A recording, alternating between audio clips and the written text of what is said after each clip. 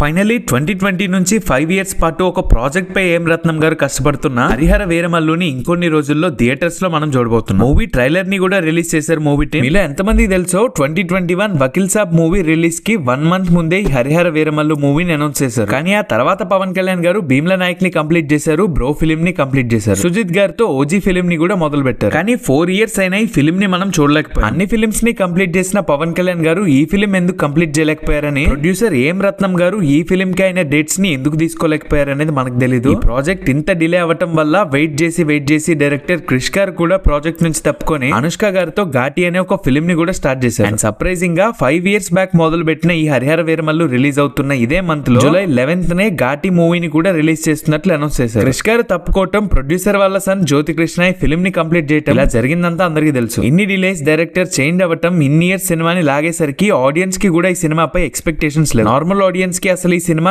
ఎప్పుడు వస్తుందని ఒక క్లారిటీ కూడా లేదు. టీమ్ రిలీజ్ చేసిన కంటెంట్ కంటే ఈ సినిమా పోస్ట్ పోన్ వల్లే ఆడియన్స్ లోకి బాగా వెళ్ళింది. అయితే ఇన్ని డిలేస్, ఇన్ని పోస్ట్ పోన్స్ తర్వాత జూలై 24th వస్తున్నామని కన్ఫర్మ్ చేసి ట్రైలర్ తో ప్రమోషన్స్ కి హైప్ ఎక్కిచ్చారంటే లేదనే చెప్పాలి. లేదంటే ట్రైలర్ వరస్ట్ గా ఉందని ఏం కాదు, ట్రైలర్ నాకు పర్లేదు అనిపించింది. ఎందుకనేది డీటెయిల్ గా మాట్లాడుకుందాం. ట్రైలర్ స్టార్టింగ్ లో అర్జున్ దాస్ గారి వాయిస్ తో వచ్చిన 3 లైన్స్ నరేషన్ విన్నాక హరిహర వీరమల్లులో ఇంతకు ముందు దాకా చూసిన కంటెంట్ తో వచ్చిన వైబ్ మాత్రం రాలేదు. ఈసారి గాడ్ లెవెల్ వైబ్ వచ్చింది. కల్కిలో శ్రీకృష్ణుడు వాయిస్ గుర్తొచ్చింది. ఓజీ గ్లిమ్స్ లా ట్రైలర్ అంతా అర్జున్ దాస్ నరేషన్ తో ఉంటుంది అనుకుంటే ఆ 3 లైన్స్ తర్వాత ఆయన వాయిస్ వినిపించలేదు. అండ్ ట్రైలర్ కి పెద్ద మైనస్ కూడా అదే. ఇప్పటిదాకా హరిహర వీరమల్లు వీడియో కంటెంట్ చూసిన ఆడియన్స్ అందరికి ఏదైనా మళ్ళీ రిపీట్స్ లో చూసేలా ఉందంటే 4 ఇయర్స్ బ్యాక్ రిలీజ్ చేసిన announcement video and Pawan Kalyan గారి బర్త్డే కి రిలీజ్ చేసిన ఈ వీడియో, ఈ రెండు మాత్రమే ఈ ఫిలిం నుంచి వచ్చిన వీడియో కంటెంట్ లో బెస్ట్ ఉంటుంది. అండ్ అప్పటికి మన డైరెక్టర్ క్రిష్ గారు ఈ సినిమాని డైరెక్ట్ చేయడం వల్లేమో ఆయన విజనే మనకు కనిపించినట్టుంటుంది. అందుకే అవి సినిమాపై ఎక్స్పెక్టేషన్స్ పెంచేలా ఉంటాయి. 2 వీడియోస్ లో ఒకటే బ్యాక్గ్రౌండ్ స్కోర్ వస్తుంది. ఈ సినిమా కీరవాణి గారు కొట్టిన బెస్ట్ మ్యూజిక్ కంటే ఇది ఒకటే అనిపిస్తుంది నాకైతే.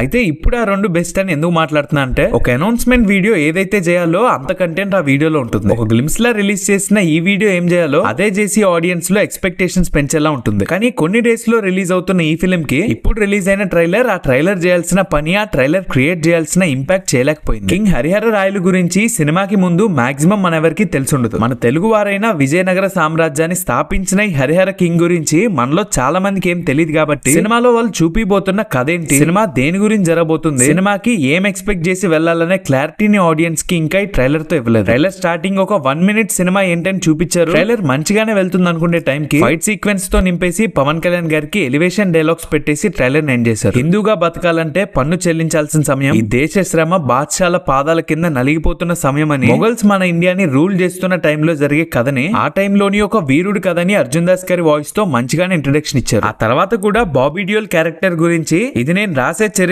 సింహాసనమా మరణ శాసనమా అనే డైలాగ్స్ పెట్టారు. కోహినూర్ డైమండ్ ని కొట్టి తేవాలంటే తిరుగులేని రామబాణం కావాలని మన వీరమల్లు క్యారెక్టర్ ని చూపిస్తూ కొన్ని డైలాగ్స్ పెట్టారు. మూవీలో వీరమల్లుకు వచ్చిన యుద్ధ విద్యలు, యానిమల్స్ ని కంట్రోల్ చేయగలిగే ట్రిక్ వీరమల్లుకి తెలిసినట్లు ఈ 2 షాట్స్ లో చూపించారు. హిందూ దేశంపై మన పవిత్రమైన జెండా ఎగరాలని మొఘల్స్ కింగ్ ఒక డైలాగ్ చెప్పటం, ఆ వెంటనే ప్రకృతికి ఇంకొక ధర్మం ఉందని వీరమల్లుని ధర్మంలా చూపించడం, స్వాడ్ వర్సెస్ స్పిరిట్ అనే దాకా బానే చూపించారు. కానీ కథ దేని గురించి వెళ్తుందని ఒక క్లారిటీ ఇవ్వలేకపోయారు. అంటే పేద ప్రజల్ని స్లేవ్స్ లా టార్చర్ పెడుతున్న వాళ్ళకి వీరమల్లు బుద్ధి చెప్పి వాళ్ళని కాపాడే సేవియర్ కథలా చూపిస్తారా, మన సనాతన ధర్మాన్ని కాపాడుతూ మొఘల్స్ కి ఎదురుపడే వారియర్ లా చూపిస్తారా, లేదా రియల్ హరిహర ట్రూ హిస్టరీనే ఏ కల్పితాలు లేకుండా చూపిస్తారా అనేది ట్రైలర్ తో కూడా ఒక క్లారిటీ రాలేదు. ట్రైలర్ ఫస్ట్ మినిట్ లో కథ ఏంటి, క్యారెక్టర్స్ ఏంటని చూపించుకుంటూ వెళ్ళినట్లే ట్రైలర్ మొత్తం కూడా కథలోని ఎమోషన్స్ తో కట్ చేసి ఉంటే ట్రైలర్ చూసిన Pawan Kalyan fans and movie లవర్సే కాదు, నార్మల్ ఆడియన్స్ కి కూడా మన హిస్టరీ తెలుసుకోవాలనే ఇంట్రెస్ట్ తో థియేటర్ కి వెళ్లాలనిపిస్తుంది. బెస్ట్ ఎగ్జాంపుల్ శంభాజీ మహారాజ్ హిస్టరీతో రీసెంట్ గా సెన్సేషన్ క్రియేట్ చేసిన చావా. ఛత్రపతి శివాజీ మహారాజ్ గురించి కాస్తో కోస్తో మనకు తెలిసిన, మనలో చాలా మందికి తెలియని శంభాజీ మహారాజ్ గురించి బాలీవుడ్ వాళ్ళు ఒక ఫిల్మ్ తీసి టీజర్ అండ్ ట్రైలర్స్ తో ఈ సినిమాని చూడాలరా, మన హిస్టరీని తెలుసుకోవాలనే ఎక్సైట్మెంట్ క్రియేట్ చేశారు చూడండి. అలాంటి మ్యాజిక్ కి హరిహర వీరమల్లు ట్రైలర్ లో నాకు కలగలేదని నా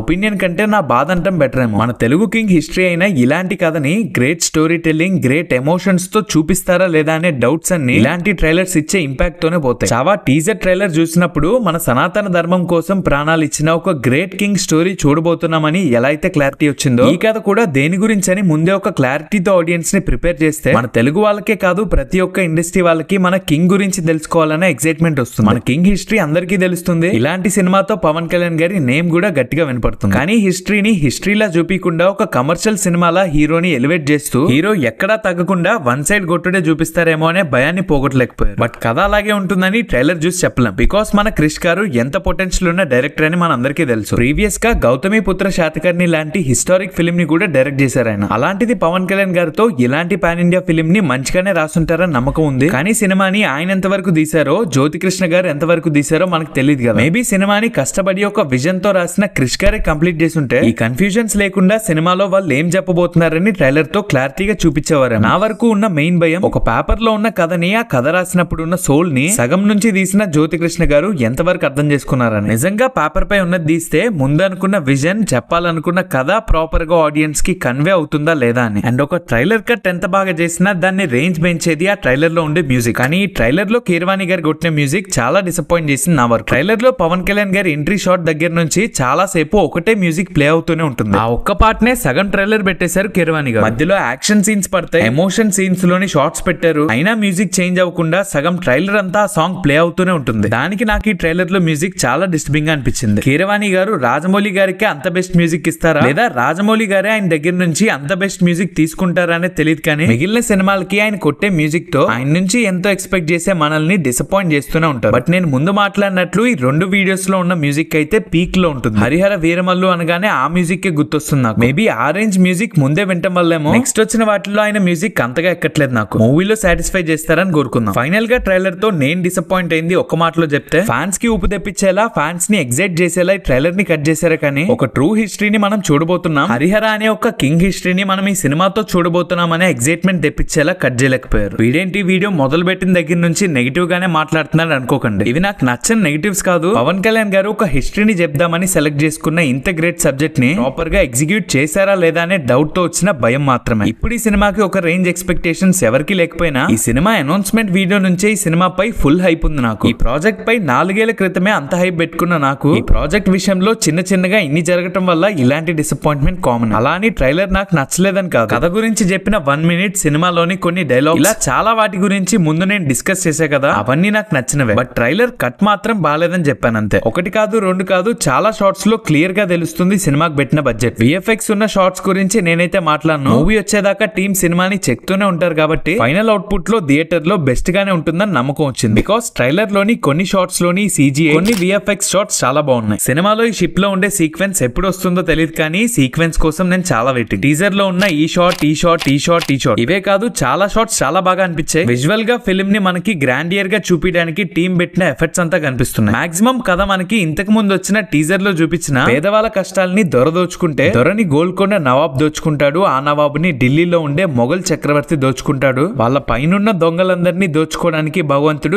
ఎవరో ఒకరిని పంపిస్తాడన్నట్లు హరిహర వీరమల్లు వీళ్ళందరినీ సేవ్ చేసే సేవియర్ లై సినిమాలో చూపిస్తారు అనుకుంటా. ఈ సినిమా గురించి నాకు ఫ్యూజులు ఎగిరిపోయే రేంజ్ లో ఉన్న ఒక డౌట్, ఈ ట్రైలర్ లో బాబీ డియోల్ గారు చేసిన మొఘల్స్ కింగ్ రోల్ ని ఔరంగజీబ్ అని పిలుస్తున్నారు. రోల్ పేరు కూడా ఔరంగజీబ్ అనే ఉంది. ఈ సినిమాలో ఆయన ప్లే చేస్తున్న రోల్ ఔరంగజీబ్ అయితే 14th సెంచరీలో పుట్టి అదే 14th సెంచరీలో చనిపోయిన హరిహర హిస్టరీగా వస్తున్న ఈ ఫిలిం లో 17th సెంచరీలో పుట్టిన ఔరంగజీబ్ క్యారెక్టర్ ఎలా వచ్చింది? అసలు ఒకరు బతుకుతున్నప్పుడు ఇంకొకరు లేని ఇద్దరు కింగ్స్ మధ్య వార్స్ జరుగుతున్నట్లు ట్రైలర్ లో చూపించారు. మరి బాబీ డియోల్ గారు ప్లే చేస్తున్న రోల్ రియల్ ఔరంగజీబ్ క్యారెక్టర్ అయితే, క్రిష్ గారు హరిహర రాయలు కింగ్ హిస్టరీని బేస్ చేసుకుని ఒక ఫిక్షనల్ మూవీగా హరిహర వీరమల్లు కథని రాసుకున్నట్లు అవుతుంది. క్రిష్ గారు ఫిక్షనల్ గా రాసుకున్న కథ ఇదైతే ఈ సినిమాపై నాకున్న అన్ని ఎక్స్పెక్టేషన్స్, అన్ని నమ్మకాలని వదిలేసుకొని సినిమా చూస్తాను. ట్రైలర్ పర్లేదు అనిపించినా ఇంకా సినిమాపై నాకు ఎక్స్పెక్టేషన్స్ ఉన్నాయంటే దానికి ఫస్ట్ రీజన్ మనకి తెలియని ఒక హిస్టరీని సినిమా రూపంలో తెలుసుకుంటాను. అలాంటిది ఆ హిస్టరీనే కొంచెం కొంచెం చెప్పి ఆ రాజుకి 300 సంవత్సరాల తర్వాత పుట్టిన ఔరంగజీబ్ క్యారెక్టర్ ని తీసుకొచ్చి ఆ ఔరంగజీబ్ ని మొఘల్ కింగ్ లా చూపించి వీళ్ళిద్దరికి వార్స్ పెడతాను, హిస్టరీలో లేనిది చూపిస్తానంటే యాక్సెప్ట్ చేయడానికి నేను రెడీగా లేను. 1-2 సార్లు చెక్ చేసుకున్నా హరిహర రాయలు, ఔరంగజీబ్ 100 సంవత్సరాల గ్యాప్ తో పుట్టిన రాజులు. మరి మూవీలో బాబీ డియోల్ చేసేది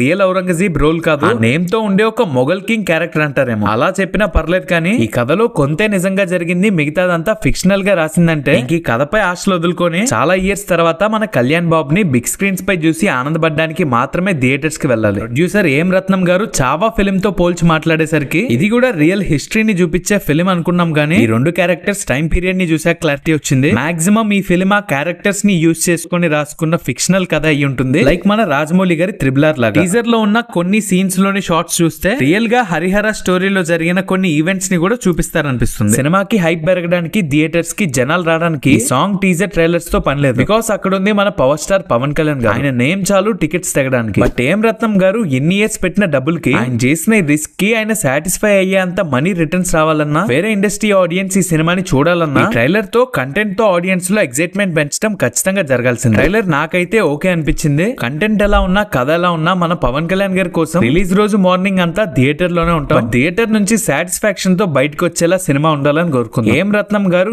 ఎన్ని సంవత్సరాలు నమ్మి తీసిన కథతో ఆయన పెట్టిన డబ్బంతా వచ్చేసి మంచి ప్రాఫిట్స్ కూడా చూడాలని కోరుకుంది. ఇది హరిహర వీరమల్లు ట్రైలర్ పై నా ఒపీనియన్. మరి ట్రైలర్ మీకు ఎలా అనిపించిందో మీ ఒపీనియన్ ని కామెంట్ లో షేర్ చేసుకోండి. వీడియో మీకు ఏ మాత్రం ఇంట్రెస్టింగ్ గా ఉన్నా ఒకసారి ఛానల్ ఓపెన్ చేసి కంటెంట్ చెక్ చేసి నచ్చితే తప్పకుండా సబ్స్క్రైబ్ చేసుకొని బెల్ ఐకాన్ ని ఆల్ లో క్లిక్ చేసి పెట్టుకోండి. వీడియోలో నేను చాలా తక్కువగా ప్రతిసారి రొటీన్ గా అడిగేది సబ్స్క్రైబ్ చేసుకోమని మాత్రమే. ఎన్నో రోజుల నుంచి నా వీడియోస్ చూస్తూ ఇంకా ఎవరైనా సబ్స్క్రైబ్ చేసుకోకుండా వీడియోస్ చూస్తుంటే సబ్స్క్రైబ్ చేసుకొని సపోర్ట్ చేయండి. ఇంకా కన్సిస్టెన్సీతో మిమ్మల్ని ఎంటర్టైన్ చేయడానికి ట్రై చేస్తూనే ఉంటాను. That's the video guys. మరో ఇంట్రెస్టింగ్ వీడియోతో మళ్ళీ కలుద్దాం.